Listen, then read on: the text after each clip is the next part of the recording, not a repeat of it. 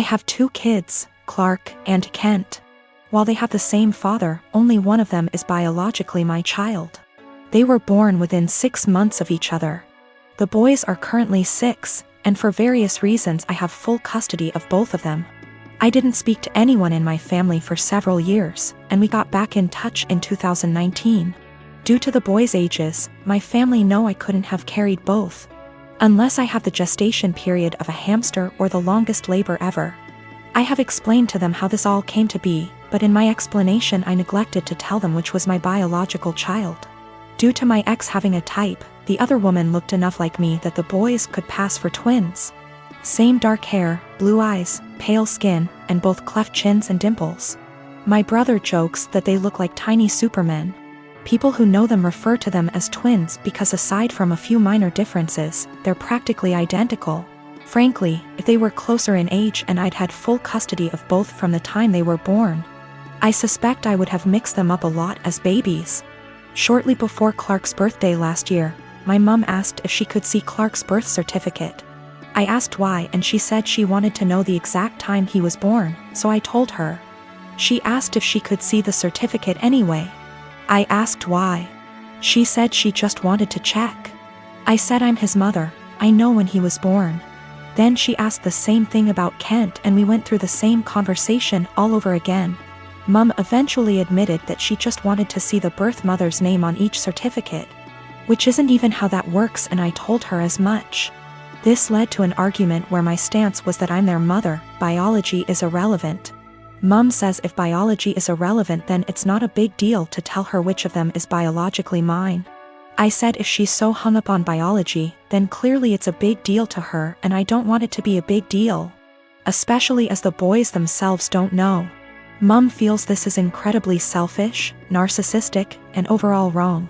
She feels that if biology isn't such a big issue, then I should have no problem telling her whether Clark or Kent is my biological son. And that accusing her of potential favoritism or something similar with her bio-grandchild is an unfair judgment, with no actual reasoning to it. My boyfriend agrees that I shouldn't tell anyone at least until my sons have decided for themselves, if they want to know and want other people to know. But my entire family agree with Mum that I'm being unreasonably selfish and that my actions now are more likely to cause issues than Mum's potential actions later. So recently I found out my 15-year-old son, Jacob, pulled an incredibly cruel prank on one of the girls I'll call Ashley, that's in his friend group. I know this girl, she's been to our house and even attended Jacob's birthday party a month ago. She seemed incredibly sweet if not a bit shy. So when my oldest son, Mark, he's 17, came to me and told me Jacob had asked Ashley out on a date as a prank, I was stunned. I of course asked how he could know this, hoping as any mother would that it wasn't true. But Mark showed me the family tablet we all use, but mostly my sons do, and it seems Jacob forgot to log out of his chatting app, Discord. I read the long series of messages between Jacob and his friends as they mocked Ashley all through this heartless prank. I was speechless. And that's not even getting into how he was talking, like he was some thug and not a 15-year-old living in a gated community. At first I couldn't figure out what to do or how to proceed. I'll admit that I never once imagined either of my boys would be the type of person to do something like that. But there was no way in hell I was letting this go. So after a day of thought I decided what was going to happen. First things first, he was grounded, for how long I'm not sure. Secondly, I'd gotten Jacob a bike for his birthday but it hadn't arrived until the day previous and I'd planned to give it to him when my parents came to visit since they'd been unable to make his party. But instead of that I showed him I knew about the prank and told him he was grounded. Then I made him carry the new bike out of my bedroom closet and to the car before driving to Ashley's house, him crying the whole way. I'd called her parents earlier and explained everything, and so once we got there I had him cart it to their front porch and ring the bell. Then in front of me, Ashley, her parents, and God, I had him give a sincere apology and gift her the bike. Even I apologized to her, saying I didn't raise my boy this way and what he did was unforgivable. I also called the parents of the other boys who were a part of this little stunt and they all seemed rightfully horrified by their son's involvement. I felt I'd handled this all as best as I could, and my friends agreed. Though once my parents found out that I'd made Jacob give his birthday gift away they said what I did went too far. I still feel like what I did was right, but having my parents more or less dogpile on me like this actually made me wonder if how I handled it was too extreme. I own a small condo in Orlando. I bought it while working for the Mouse, and my friend Ben lived there with me. Ben's a cook and is rarely home. He has a large room that is accessible from outside and attached bathroom that locks to the rest of the house. Well, I got a different job, got engaged to my partner, and moved a few hours away. We kept the condo as a place to stay when we visit the parks. And we agreed with Ben that he could continue living there as long as he paid all the utilities and maintained the place. Our friends use it too, they pay a bit for utilities, are told don't bother Ben, and clean before they leave. Between everyone who uses it, we've gotten stuff donated so it's now a fully stocked vacation home. My immediate family and I have a bad history, but we mended. They've used the condo 3//4x a year. On Monday, Ben got woken up at 2 a.m. by hammering on the main door. My aunt and uncle, their kids, and their grandkids were all there waiting to be let in. I haven't spoken to these people in years after they decided I was the devil's spawn for being gay. They demanded that the caretaker give them the keys. Ben called me. I told him to give them my number, then shut and lock the door and not let them in. My aunt was insistent that my condo was actually owned by my family. It was the family vacation home. And it was against the law to not let them in.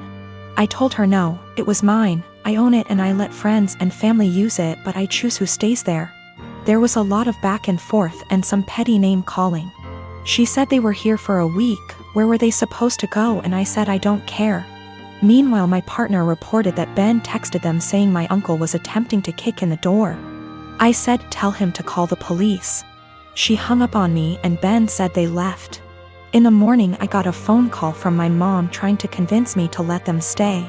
We had an argument during which she admitted that she didn't tell people that I owned the property because she didn't want the rest of our family to know they were in contact with me again.